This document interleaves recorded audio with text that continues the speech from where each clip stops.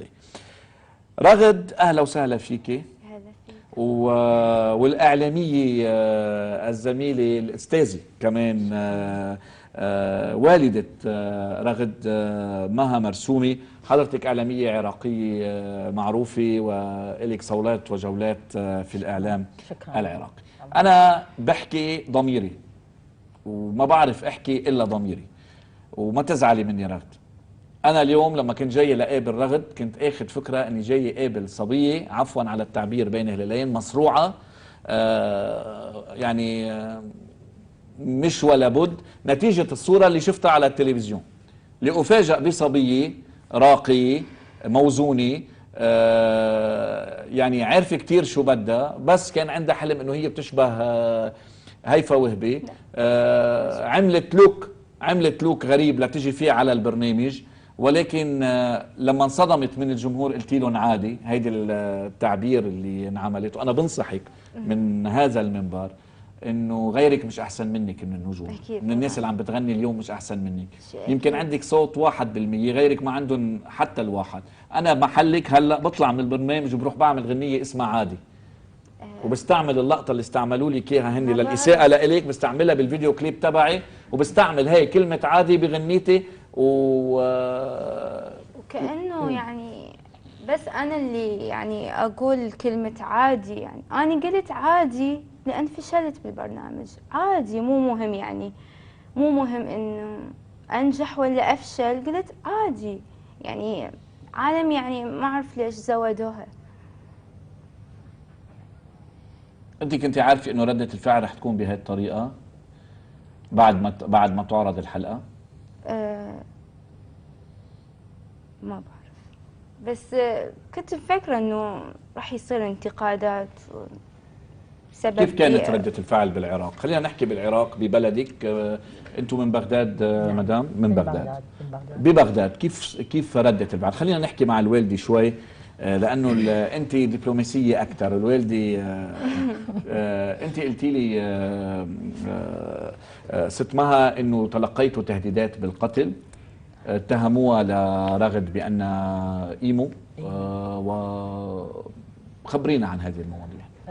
طبعا أنا تفاجأت يعني مع الأسف يأسفني. يعني بداية أشكر منبر النشر، وأشكركم على تسليط الضوء بهذا الموضوع.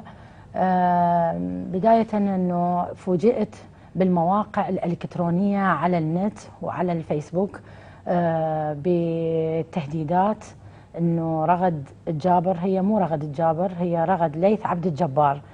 من وين جابوا رغد الجابر ما أعرف، ما أعرف المصادر المواقع الإلكترونية هي اللي تروج هذا الموضوع، ترويج انتحارها، ترويج أنه أنا ناكرة أنه عندي بنية اسمها رغد، ترويج أنه هي يعني إنسانة انتحرت ومصروعة ومعوقة وأشياء كثيرة على مواقع. أنا ما ألوم، ولكن كانوا كاتبين يمكن البلاك أو البطاقة اللي مكتوبة رغد جابر، كانوا كاتبين لك رغد جابر.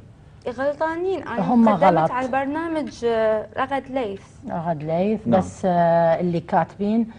فوجئت أنه بعد ما انتهى البرنامج أرب آيدل بدت انهالت المواقع الإلكترونية، الفيسبوك والمواقع الجوجل ومواقع بعض القنوات الموجودة في بغداد، اللي هي يعني قناة السومرية اللي ظهرت بها على اليوتيوب أنه رغد إذا ما شاركت راح تنتحر.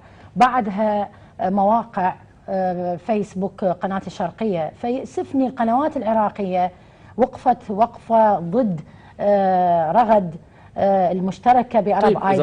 إذا الصورة اللي ظهرت فيها رغد بهيدا الشكل، يعني اللي ما بيعرف رغد على حقيقتها، قلت لك يعني أول شيء شو قلت لكم لما شفتك؟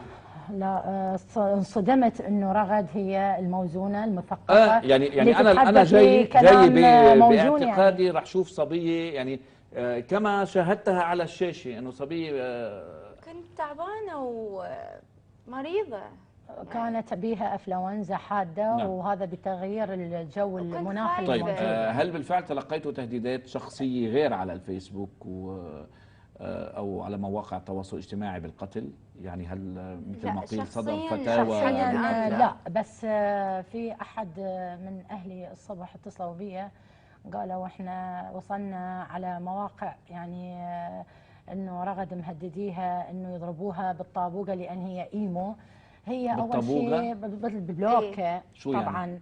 هناك حجر. صارت فد رجم يعني، رجم. يقتلوا رجم. الايمو فيها. نعم. يتبلون علي، انا مو ايمو نعم. وبعيده عن الايمو، بس مجرد يعني قصه شعري هيك، لانه ما بحب الشعر الطويل، ما احب شعري يكون طويل، احب طبعا هيك هي قصير. بهذا المنطلق احنا هي تغير هذا لان هي انت هذا اللقب صدفة. عملتيه بلبنان الاحمر لا لا لا، قبل ما- بغداد في صديقي يعني بيشتغل في صالون كريم مراد، هو اقول له انه اعمل لي ستايل شيء حلو غريب، يعني ما احب يعني يكون شعري طويل ومتشابه مثل البنات، يعني شيء طيب شو اللي يعجبني. خلاك تقدمي على برنامج وانت بتعرفي انه امكانياتك الصوتيه يمكن ما بتساعدك انك تقدمي على هيك برنامج؟ شو اللي خلاك تيجي تقدمي على هذا اصلا ما البرنامج؟ عندي صوت، انا مو جايه بغني طرب وهيك، بس مزاج احب